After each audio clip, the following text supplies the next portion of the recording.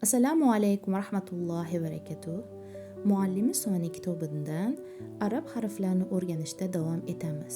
Bugungi navbatdagi harfimiz fa harfidir. Fa harfi o'zbek tilidagi f tovushiga o'xshaydi.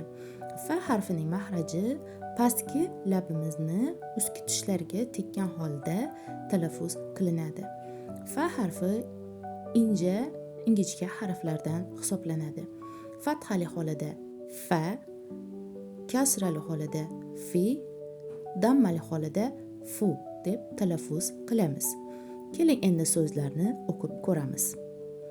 Fam, fan, kaf, falak, kafan, nafar, favaru, fawzu, fahmu, fikru, zifru, kiflu, fulful, nawfar, nawfal, fahima, yafhamu, ifham, iftatana, yaftatinu, iftakara, yaftakiru. Keyingi harfimiz qof harfidir. Qof harfi o'zbek tilidagi q tovushiga o'xshaydi. Qof harfi qalin harflardan hisoblanadi. Fathali holida qo, kasrali holida qi, dammali holida qu deb o'qiladi. Keling so'zlarni o'qib ko'raylik. Qaf harfining yana bir xislati bu qalqala harflardan biri hisoblanadi. Qalqala nimaligini oldingi darslarda aytib o'tgandim. Qalqala bu ma'lum bir harflarni sukunli holida tebratib o'qishdi.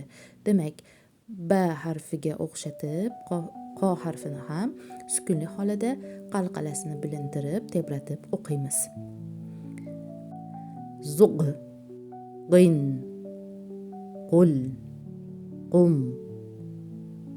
qif, qih, qalbu, qablu, fawqu, qalam, qamar,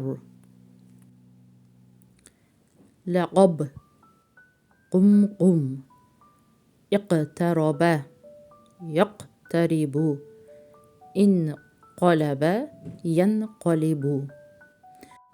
Endi pastdagi so'zlarni kaf va qof harfini bir-biridan farqlash uchun misollarni o'qib ko'ramiz. Kamaru, qamar, falak, falaq, farku, farqu. Demak, berilgan misollar shu shaklda o'qiladi. Boshda dastavval eshitib, keyin takrorlab, o'zingiz mustaqil shaklda o'qib ko'ring. Assalomu alaykum va rahmatullohi va barakatuh. Allohga omonat bo'ling.